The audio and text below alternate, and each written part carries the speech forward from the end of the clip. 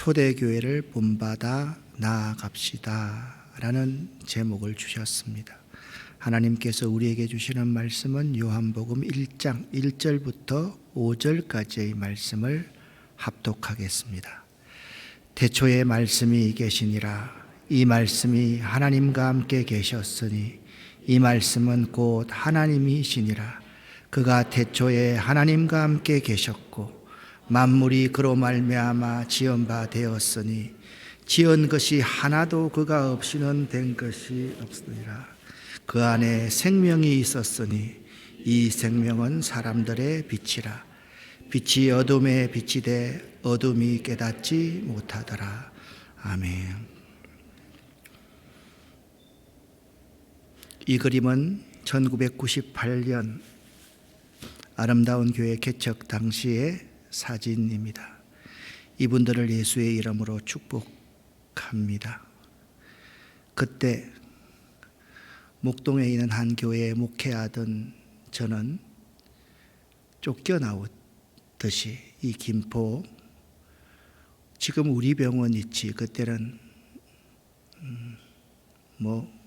건물이 하나도 없었을 때죠. 그 지하에서 우리 가정이 40평 지하에서 개척을 시작했더랬습니다. 그런데 하나님께서 그 교회를 이렇게 성장시켜 주셨습니다. 모든 것을 하나님이 다 하셨습니다. 사실 지난 24년 그리고 운양동에 와서 거의 7년 가까이 저는 그냥 한 말 한 말 한 행동 조심하고 또 조심했습니다. 왜냐하면 늦게 시작한 교회, 우리 가정만 시작한 교회, 운양동에서는 다른 교회들이 이미 2년 전에 들어와 있는 상태에서 우리 교회가 들어왔기 때문에 사실 우리 교회에 대한 견제와 시기심이 많았던 것이 사실입니다. 그리고 많은 사람들이 각 교회에서 상처를 받고 우리 교회로 빠른 시간에 많이 몰려들었더랬습니다. 그런데 우리 교회는 어떻게 시작되었는가? 이 교회를 짓기 전에 저희들은 사우동에 있었습니다. 그때 특별 새벽 기도회 설교 중에 또 24시간 48시간 연속 기도회 중에 제가 이렇게 선포한 적이 있습니다. 앞으로 7년 동안 준비하여 새롭게 성전을 건축할 준비를 하겠습니다. 그때 이 자리에 계셨던 우리 교회 교인들은 아마 목사님이 무슨 소리를 하냐, 저게 이루어질 거라고 생각하냐. 2015년 11월 말 7년이 되는 그 해인데 신도시에 들어갈 준비를 하겠습니다. 아니, 돈 한 푼 없고 아무 준비가 안 되는데 어떻게 그런 일이 일어나는가. 그런데 실제로 그 일을 하나님께서 이렇게 이루어 주셨습니다. 친환경 아름다운 교회를 건축합니다. 이 그림이 바로 이 땅에 아무 빈 땅으로 있을 때의 그림입니다. 2015년 11월 말에 신도시에 들어갈 준비를 하겠습니다 라고 했는데 그것으로부터 딱 2년 더 시간이 경과해서 이 엄청난 땅을 하나님께서 우리에게 주셨습니다. 정말이지 기적 가운데 상기적이었습니다. 그때 저희들이 교회 이 땅을 사고 그리고 교회를 지으면서 저희들이 기도했던 것 3가지입니다. 첫 번째, 작정 헌금을 하지 않는다. 두 번째, 돈 있는 만큼만 짓는다. 이 교회가 2년 동안 건축이 된 교회입니다. 세 번째, 기쁨과 감사함으로 짓는다. 하나님께서 이 교회를 이렇게 세워주셨습니다. 그냥 건물, 예배당만 세워주신 것이 아니라 여러분과 제가 모여서 이렇게 꿈을 꾸고 하나님의 나라를 확장시키기 위해서 노력하는 지금의 교회를 하나님께서 이루어 주셨습니다. 하나님은 이렇게 우리의 기도에 응답하셔서 이 교회가 세워지고 앞으로 하나님께 영광을 돌릴 계획을 가지고 계십니다. 그런데 우리들은 현재 새로운 시대의 교회를 살아가고 있습니다. 새로운 시대 앞에 선 교회의 전망이 어떠냐? 지금 한국 교회는요, 무대응, 무대비하고 있습니다. 한국 교회의 현 주소는 그냥 그래, 지금까지 했던 것처럼 앞으로도 잘 되겠지 정도입니다. 크리스찬 뉴스위크 조사에 의하면 고위공직자 100명 중에 개신교인이 42명, 개톨릭 20명, 불교 9명, 무종교 26명, 기타 3명이었는데 이 사실이 말해주는 것은 기독교가 한국 사회에 막강한 영향력을 줄 수 있는 위치에 현재도 있다라는 것입니다. 기독교인들이 4명 중 1명이며 이 중 상류층으로 올라갈수록 기독교인이 42%나 되고 천주교 교인까지 계산하면 62%나 됨에도 불구하고 이 사회의 도덕성이 추락하고 있다는 것은 가장 영향력 있는 기독교인들이 세상의 빛과 소금으로 바로 살지 못했음을 반증해 줍니다. 그동안 한국교회는 대부분 성장 위주의 목회를 해왔으며 교인들은 축복을 사모하며 믿음 생활을 해왔습니다. 우리 복음의 초기 기독교인들은 비교적 잘하였는데요. 1950년대부터 80년 이후 잘 살아보세, 잘 살아야 되겠다는 의식이 많은 그 시대 이후에는 본질이신 예수 그리스도의 삶을 생활 중에서 구현하지 못하는 그리스도인으로서 살아왔습니다. 그런데 우리들이 지금 섬기고 있는 교회는 앞으로 이런 모습이 될 것입니다. 1984년부터 2021년까지 종교인의 비율을 조사해 보았더니 모든 세대에서 앞으로는 종교인의 비율이 점차적으로 줄어들 것이다 라고 통계가 나왔습니다. 그렇다면 기독교를 믿는 사람도 당연히 줄어들 것입니다. 앞으로 탈종교화는 가속화될 것입니다. 이 형식은 갖추지 않았지만 생활의 질과 양의 향상에 따른 대체 종교의 발생이 증가할 것입니다. 대표적인 것 세 가지만 말씀을 드리겠습니다. 여가 활동과 문화 활동, 문화생활, 스포츠 활동이 종교를 대체하게 될 것입니다. 그리고 뉴에이지 운동 같은 운동이 새롭게 얼굴을 바꾸어서 개인 안에 잠재된 무한한 에너지에 대한 자각과 이 에너지의 흐름을 통해 근본적으로 개인의 정신과 육체에 대해서 관심을 갖는 운동이 일어날 것입니다. 그리고 종교다원주의가 이제 일상화될 것입니다. 우리는요, 기독교를 받아들일 때 유교 문화와 불교 문화의 기초 아래 기독교를 받아들였습니다. 그래서 우리 기독교 속에는 다분히 유교적인 것, 불교적인 것이 많이 있을 수밖에 없습니다. 그런데 오늘날 우리 젊은이들 가운데는 종교다원주의의 문화가 팽배해져 있다라는 겁니다. 무슨 말씀인가 하면 어떤 하나의 절대적인 진리를 종교다원주의는 거부합니다. 다 진리일 수가 있다라는 그런 문화가 오늘날 MZ세대부터 더 젊은 세대까지는 팽배하게 지금 문화로 그들 스스로가 느끼고 있는 것입니다. 그리고요, 1인 가구가 증가합니다. 통계청이 지난 7월 28일에 발표한 2021년 인구주택 총조사 결과에 따르면 지난해 기준 1인 가구는 716만 6천 가구로 집계됐습니다. 이는 전체 가구 중에서 33.4%에 해당하는데 세 가구 중 한 가구는 1인 가구인 것입니다. 이 1인 가구의 사람들은요, 사회적 관계를 지향하고 개인적 이기적인 생활로 말미암은 삶의 패턴을 가지고 있기 때문에 신앙생활을 열심히 잘 하지 않는다는 특성들을 가지고 있습니다. 다양한 많은 교제를 이들은 원하지 않습니다. 교회가 이 세 가정 중에 한 가정은 1인 가구로 채워진다면 교회가 앞으로는 지금과는 좀 많은 다른 양상일 것입니다.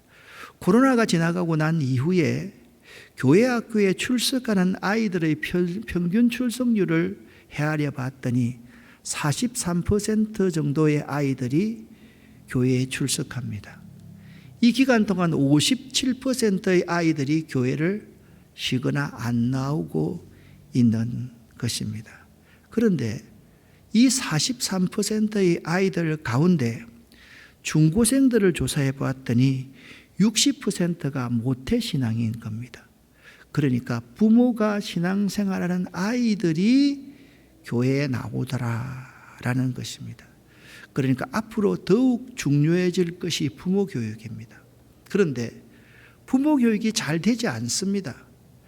4가정 중 한 가정이 이혼했다 한 가정이거나 또한 재혼한 가정이기 때문에 부부간의 교육을 시키는 것도 그렇게 쉽지 않습니다. 이것은요, 그분들이 안 좋다는 그런 말이 아닙니다. 기독교가 점점 더 가족 종교화 되어가고 있다라는 겁니다. 부모가 믿는 아이들이 교회에 나오는 정도의 기독교가 되어가고 있다라는 거예요. 더 암울한 것은요, 농어촌 교회 200여 군데를 조사해 보았더니 2021년 현재입니다. 60대 이상의 교인들이 89%를 차지하고 있다라는 겁니다. 그러니까 20년 후에는 농어촌 교회가 사실상 어떻게 된다고요? 없어진다라고 보면 되는 것입니다. 교회와 그리스도인들의 실상은 어떻습니까? 이 사람들은 생각하기를 교인이 줄어들고 재정이 줄어들고 교회가 일을 잘 하지 못하는 이것이 교회의 위기라고 생각을 하기가 쉬운데, 가장 중요한 위기는 뭐냐면 한국 교회와 교인의 신뢰도에 대한 조사를 해보니까 교회가 꼴찌에서 4번째인 겁니다. 꼴찌에서 4번째까지는 다 꼴찌입니다. 1등이 국회의원들, 국회의원이라고 그렇게 말을 하죠. 언론인들, 그리고 법원, 여기는 돈 있는 사람, 기업들, 정치인들은 죄를 지어도 감형받아서 빨리빨리 나오는데 이 일반 사람들은 끝까지 다 살아야 될 것이 많다라는 겁니다. 그리고 교회가 꼴찌에서 4위를 차지했습니다. 더 충격적인 것은 비개신교인의 한국교회 신뢰도가 고작 8%에 불과하다라는 것입니다. 여러분, 8%의 사람들만이 교회를 신뢰한다 말입니다. 그런데 이것까지는 우리가 얼마든지 극복해 나갈 수가 있습니다. 그런데 이 기간 동안에 하나님의 이 말씀의 절대적인 가치가 무너지고 있습니다. 하나님의 말씀이 부수적인 가치가 되었다는 것이며, 이 말씀의 절대화가 말씀을 상대화시켜버리는 지경까지 이르게 된 것입니다. 사탄은요, 매우 교묘한 존재이기 때문에 하나님의 말씀을 믿게는 하지만 하나님 말씀의 절대성을 부인하게 됩니다. 크리스찬 가정에서 한 자녀가 아픈 상황이 벌어졌습니다. 평일인 경우에 어머니가 하시는 반응이, 얘야, 학교는 가야지, 학원은 가야지, 그렇게 할 때와 주일날 아침에 어머니의 반응이, 얘야, 그럼 오늘은 교회 하루 쉬어라, 할 때를 한번 비교해 볼 수 있기를 바랍니다. 여기에서 그 자녀에겐 성경 말씀과 신앙이라는 말씀의 절대성이 부수적인 가치로 자리매김하게 되는 것입니다. 또한 있잖아요, 우리는 이 모든 이 사회의 영향에 의해서 정치, 경제, 사회, 문화, 종교, 이 종교가 5가지 부류 가운데 한 부류라고 자리매김하게 되었습니다. 여러분 잘 생각해 보세요. 종교는 정치, 경제, 사회, 문화의 일부분이 아니라 본질적인 가치입니다. 이 종교의 이 본질 근원에 입각해서 정치가 생기고 경제가 생기고 사회가 생기고 문화가 생기는 것입니다. 더글스 메가더 장군이 이런 말을 했습니다. 오늘날 전 세계의 문제는 경제의 문제입니다. 경제의 문제는 분배의 문제입니다. 분배의 문제는 정치의 문제입니다. 정치의 문제는 도덕의 문제입니다. 도덕의 문제는 신앙, 영성의 문제입니다. 라고 말을 했습니다. 참 중요한 관점이라고 생각이 됩니다. 모든 것의 근본이 종교, 우리로 말하면 하나님의 말씀의 절대적인 가치가 이 세상의 근간이 되어야 되는데 이것이 상대화 되어버렸고 우리들부터 그렇게 상대화 시키는데 앞장서고 있다라는 것입니다. 어떻습니까, 여러분? 그리고 세상 사람들이 우리 기독교인들에게 바라는 것은 큰 것이 아닙니다. 자기들보다 조금 더 인격적으로 성숙해 주었으면 좋겠다. 최소한의 도덕성과 인성이 있었으면 좋겠다 라는 바람이었는데 교회와 교인들은 이 인격적인 성숙함이나 도덕성과 인성에 대해서는 별 관심이 없습니다. 복을 받고 우리가 신앙생활을 유지하는 데 관심이 많이 있었습니다. 그러니까 무사람들이 교회를 함부로 대하게 된 것입니다.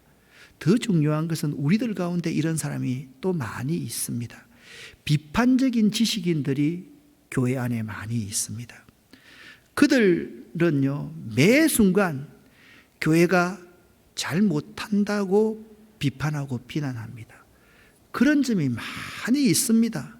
그런데 더 중요한 것이 있습니다. 본질적인 부분이 있습니다. 그들 스스로가 비판하고 비난하면서 대안이 될 생각을 아예 하지 못하고 있다라는 것입니다.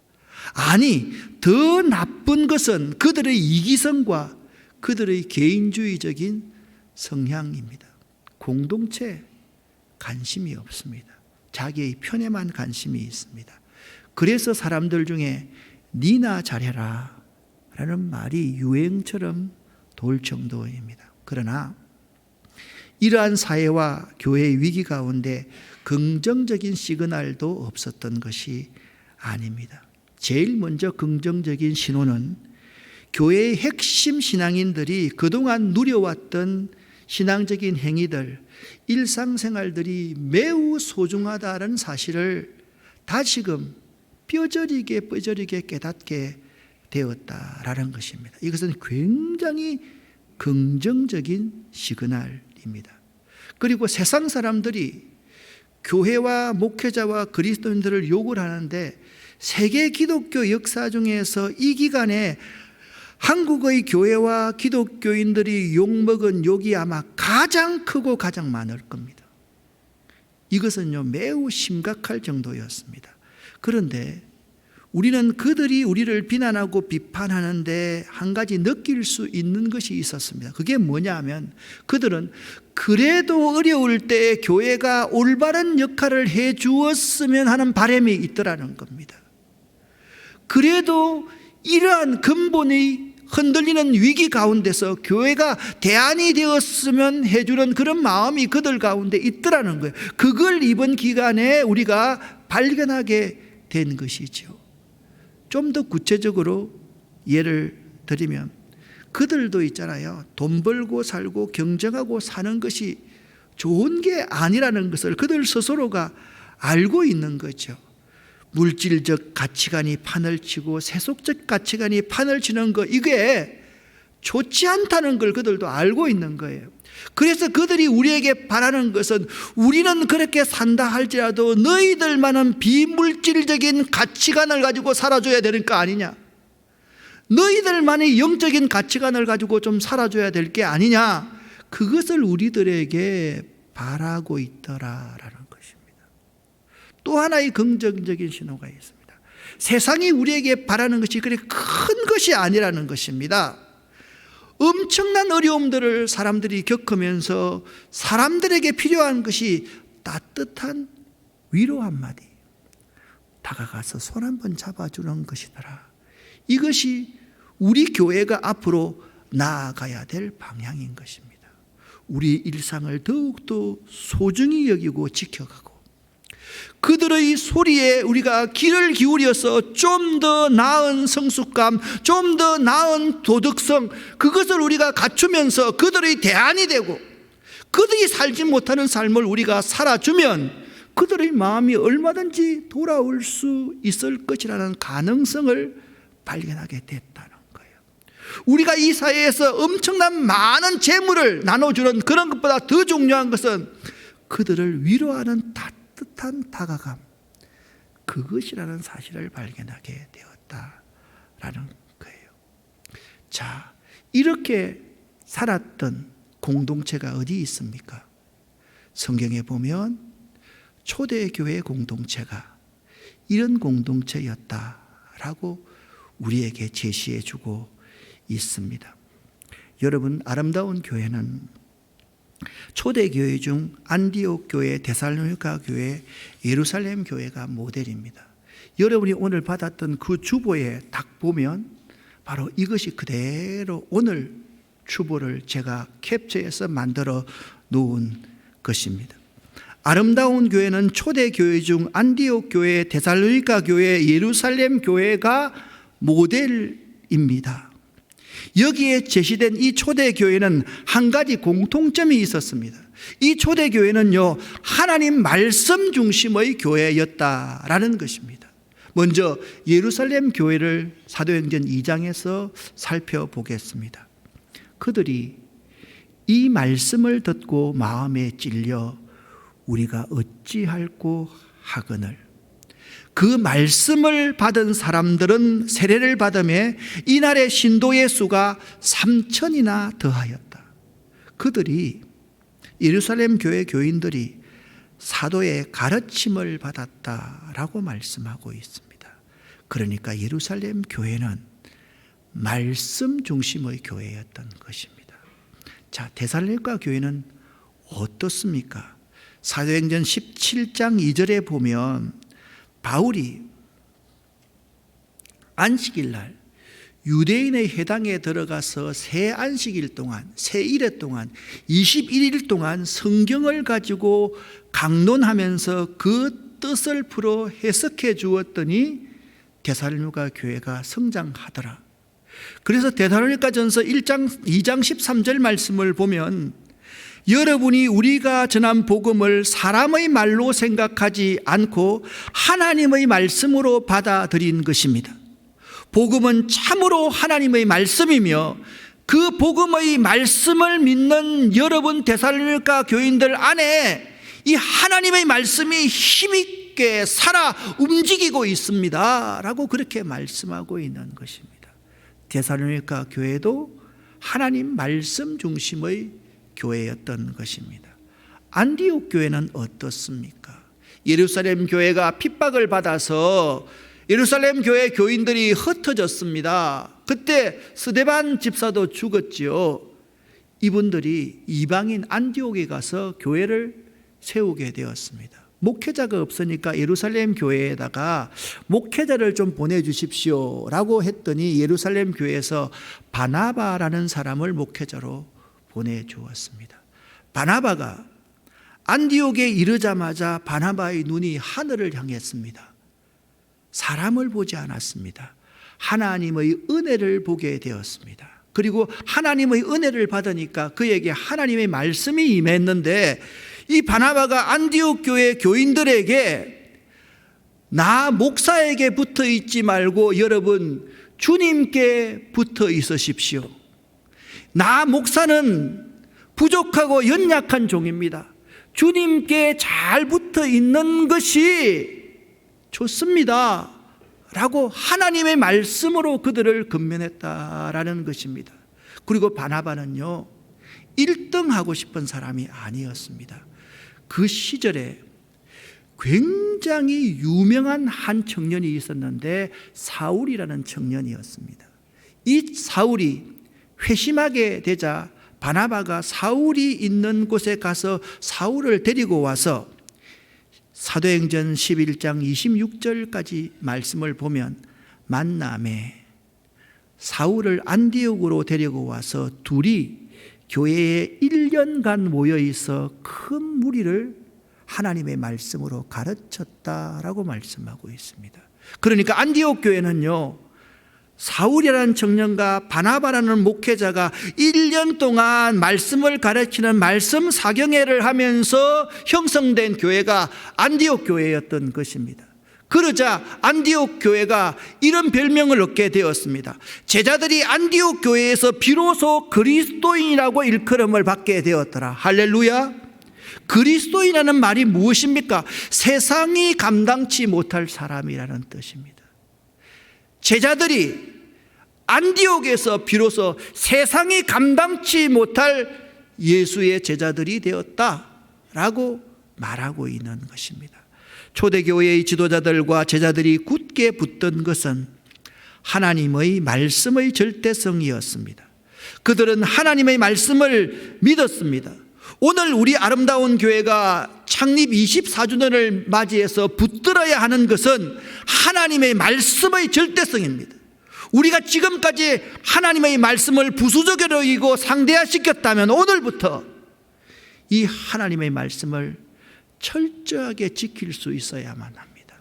하나님의 말씀의 절대성이란 무엇입니까? 하나님의 표준을 내가 낮추지 않는 것을 하나님의 말씀의 절대성이라고 말합니다. 사람들의 태도나 상태, 상황 때문에 진리를 희생시키지 않는 것을 하나님의 말씀의 절대성이라고 말합니다. 사람들의 편리에 따라서 주일 성수나 헌금하는 것이나 모든 하나님 말씀 지키는 것을 희생시켜서는 안 된다라는 것입니다. 그리고 모든 판단이 사람에 근거하는 것이 아니라 진리에 근거한 것이어야 합니다. 그러므로 진리는 사람의 손으로 붙들 필요가 없습니다. 왜냐하면 진리는 그 자체가 지위와 권위와 능력을 가지고 있기 때문입니다. 우리는 진리가 거절당할 것을 두려워해서는 안 됩니다. 더 나아가서 우리는 하나님의 진리를 존중하기를 배워야만 합니다. 진리의 길에서 하나님의 진리를 조금이라도 낮추지 않고 진리에 입각해서 이 길을 걸어가야만 합니다.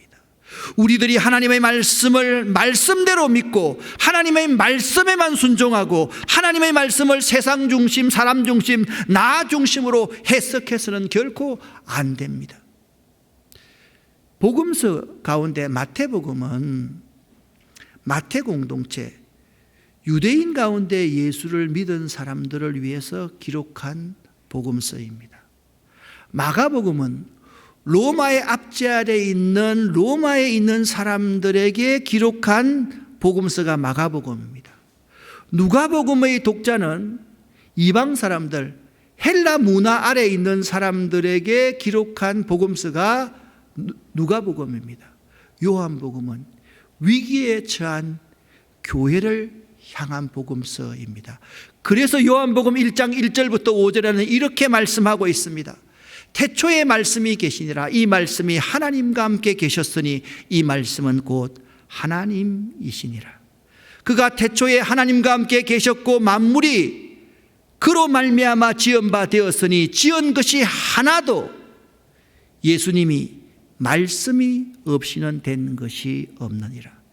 그 안에 예수 안에 말씀 안에 생명이 있었으니 이 생명은 사람들의 빛이라고 말씀하고 있는 것입니다. 이제 초대교회의 특징이 무엇인가 간단하게 한번 살펴보도록 하겠습니다. 사도행전 2장 예루살렘 교회를 중심한 특징입니다. 초대교회의 첫 번째 특징은 말씀을 잘 가르치며 잘 배우는 교회였습니다. 초대교회의 두 번째 특징은 성도들끼리 친교하고 영적 교제하는 교회였습니다. 그들은 집에서 떡을 떼고 음식을 먹고서 예찬과 식후에 성찬식을 가졌던 영적 교제하는 교제였습니다. 초대교회의 세 번째 특징은 모이면 기도하고 흩어지면 전도하는 교회였습니다. 초대교인들은 성령 충만하기 위해서 기도한 것이 아니라 성령 충만했기 때문에 기도했고 성령 충만했기 때문에 전도하는 사람들이었습니다. 초대교회의 네 번째 특징은 두려움이 있는 교회였습니다. 여기서 말하는 두려움은 믿음 안에 있는 신령한 두려움, 경건을 의미합니다. 특별히 사도들로 인한 영적인 권세에 대한 두려움이 초대교회에 있었습니다. 그 결과 이 사도들로 말미암아 표적과 기사가 많이 나타나게 된 것입니다. 초대교회의 다섯 번째 특징은 이들은 서로의 필요를 볼 줄 알았고 어려운 사람에게, 이웃에게 관심을 가지는 교회였습니다. 초대교인들의 마음은요, 이기심이 아닌 이타심이었습니다. 초대교회의 여섯 번째 특징은 초대교회는 주께서 주신 기쁨으로 찬양하고 감사하고 예배하는 교회였습니다. 우리가 이토록 소중했던 그것을 다시 한번 보여주는 교회가 초대교회인 것입니다. 초대교회의 일곱 번째 특징은 세상 모든 사람에게 칭송받는 교회였습니다. 또 온 백성에게 칭송을 받으니 주께서 구원받는 사람을 날마다 더하게 하시니라. 온 백성들에게 칭송을 받으니 백성들 가운데 구원받는 사람들이 예루살렘 교회로 모여들기 시작했다라는 말씀입니다. 사랑하는 성도 여러분, 위기는 하나님께서 우리들에게 말씀하시는 방식입니다. 위기를 통해 잠시 우리들의 질주를 멈추고 달려온 길을 되돌아보게 하는 하나님의 역사입니다. 그래서 위기가 곧 기회인 것입니다. 이 위기가 곧 한국교회의 희망의 시작이 될 수 있다고 저는 믿습니다. 우리들은 이 기회를 놓치면 안 됩니다. 사람들이 교회를 떠나고 교회와 그리스도인들이 욕을 먹고 비난의 대상이 됩니다. 맞습니다. 교회와 교인들이 경제적 충격과 위기로 잠시 돈을 잃어도 이런 순간에 영적인 반전의 계기로 삼을 수가 있다라면 이 새로운 시작이 될 수가 있는 것입니다.